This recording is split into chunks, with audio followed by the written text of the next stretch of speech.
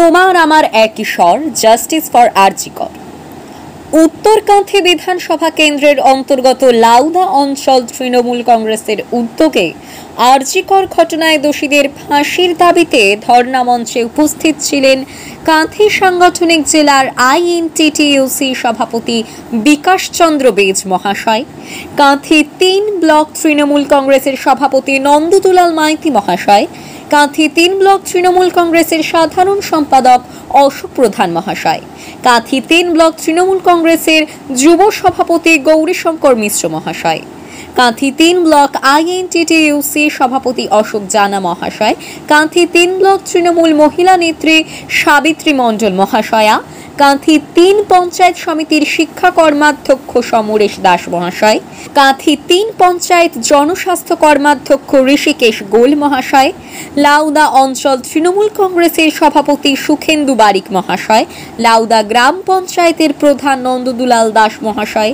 যুব সভাপতি রামকৃষ্ণ প্রামাণিক, মহিলা নেত্রী অনিমা হাজরা সহ অন্যান্য নেতৃবৃন্দ।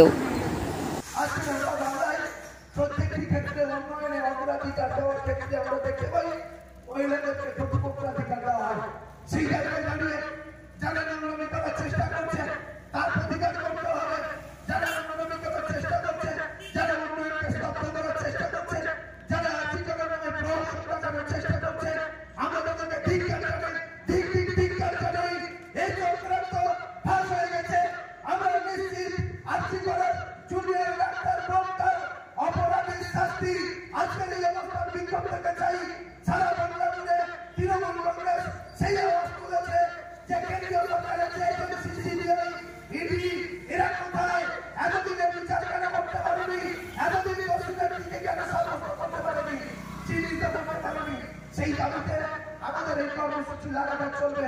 আজকে লাউদা অঞ্চল তৃণমূল কংগ্রেস এইরকম কর্মসূচি সাজানো গোছানো করবার জন্য অনেক অনেক শুভেচ্ছা জানাবো, অভিনন্দন জানাবো। আগামী দিনে বুথ স্তরে এই কর্মসূচি আমাদেরকে ছড়িয়ে দিতে হবে।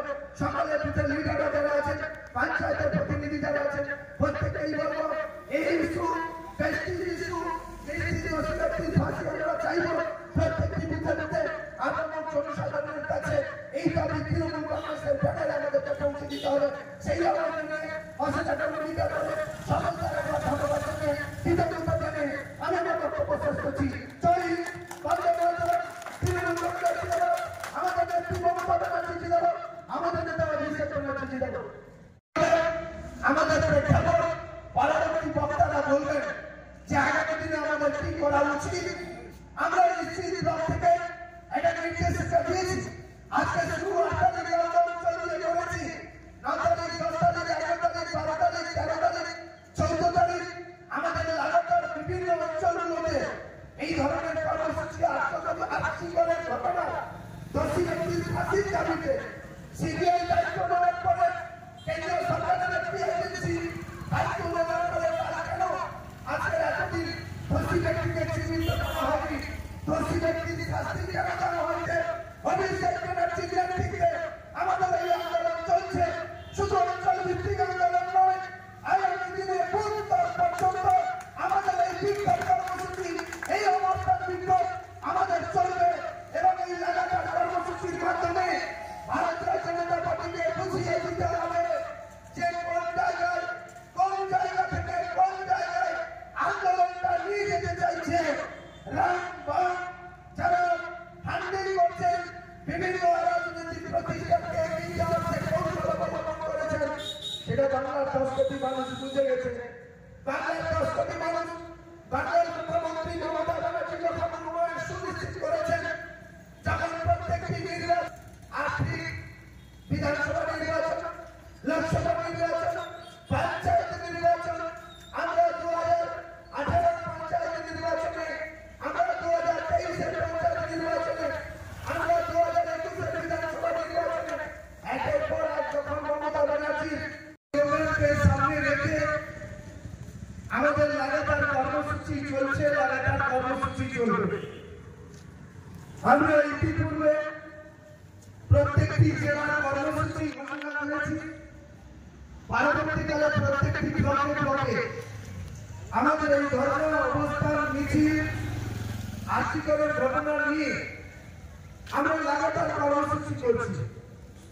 পরবর্তী সময়ে প্রত্যেকটি অঞ্চল তৃণমূল কংগ্রেস আমাদের এইরকম এই ঘটনা ধিক্কার অবস্থান এবং মিছিলে একটি কর্মসূচি গ্রহণ করা হয়েছে। আমাদের কাঁথি 3 নম্বর ব্লকে আমরা 8টি অঞ্চলে এই ধরনের কর্মসূচিও গ্রহণ করেছি। আজকের প্রথম দিন 8 তারিখ আমরা 8ই সেপ্টেম্বর আমাদের কাঁথি 3 নম্বর ব্লকে লালদা অঞ্চল তৃণমূল কংগ্রেসের আহ্বানে এইরকম একটি অবস্থান বিক্ষোভ কর্মসূচি গ্রহণ করেছি। আমাদের এই কর্মসূচি আমাদের এই অঞ্চলের সাংগঠনিক নেতৃত্ব অভিভাবক সভাপতি কাঁথি 3 পঞ্চায়েত সমিতির প্রাক্তন কর্মাধ্যক্ষ